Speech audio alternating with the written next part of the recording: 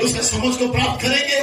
लिखा जिसे बुद्धि की कमी है मांगो उससे तुम्हें बुद्धि देगा, तुम्हें ज्ञान भी देगा।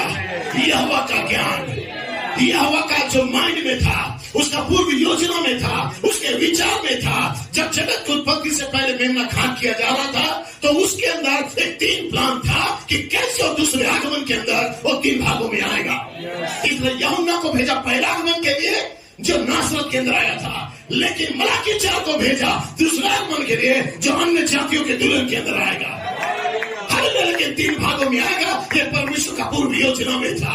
इसलिए उसने ललकार को भेजा प्रेरित मलाकी 4 की शिक्षा के द्वारा, प्रधान दूत की आवाज को भेजा प्रेरित ध्वनि के शब्द के द्वारा। लेकिन उसके बाद उसने इफिसियों 4:11 को भेजा। वहां पे एक दूत है, इफिसियों के अंदर एक दूत खड़ा है जो 7वीं मोहर को लेके जो गर्जना को थामे हुए है। आपके युग के लिए, तीसरे महान ऋतु के लिए, ताकि आपके अंदर यहोवा का ज्ञान आ जाए, आप उस बीच जीवन को ले सको, आपके अंदर गर्भधारण हो सके, वो जीवन आपके अंदर आ जाए। हालेलुया, हालेलुया कह सकते हैं। प्रेज़ द लॉर्ड, आमेन। इसलिए परमेश्वर हमारे समय में एक महान ऋतु को लेके आया, तीसरा महान ऋतु, जहां पे इफिसियों 4:11 का दूत था। Praise the Lord, hallelujah. जहां पे वो दूत आपको praise the Lord, amen, amen, hallelujah, अगुवाई कर रहा था अनंतता की ओर, या सही दिशा में लेके जा रहा था। Praise the Lord, hallelujah. क्योंकि आप लूथर, वेस्ली, पेंटेकोस्टल की युग में नहीं हो, क्योंकि आप, हालेलुया, परमेश्वर ने आपको इस बुद्धिजीवी युग से या इस धनी युग से आपको बाहर बुलाया था, आपको एक स्थान में रखने के लिए, ताकि आपका शेप ऐसा बने कि उसके ऊपर छोटे का पत्थर आ जाए। वहां ब्लड भी नहीं चल सकता था। परमेश्वर 7 सद्गुण को उस पवित्र आत्मा के खांचे में डाल दिया। इसलिए ये गुण गिराए जा सकते थे, लेकिन यहाँ पे जो 7 सद्गुण आ गए थे वो कभी गिराए नहीं जाते। उनके बीच में कोई फर्क नहीं था, उनके बीच में ब्लड भी नहीं चल सकता था। और जब उनका सिद्ध यूनिटी में आया, ये किसने लाया? इफिसियों का दूत।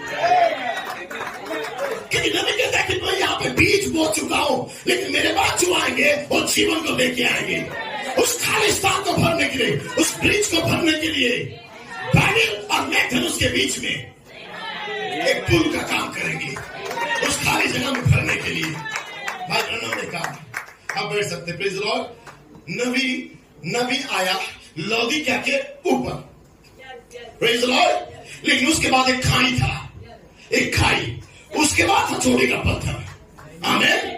तो इस पार से उस पार जाने के लिए, उस गैप को भरने के लिए एक मिनिस्ट्री को आना था, ताकि उस मिनिस्ट्री के ऊपर आप कदम रख के आप उस दिव्य प्रेम से जुड़ सकते थे। ये जो खाई रहता, हम कभी आगे नहीं बढ़ सकते थे, किसी को तो आना था। हालेलुया।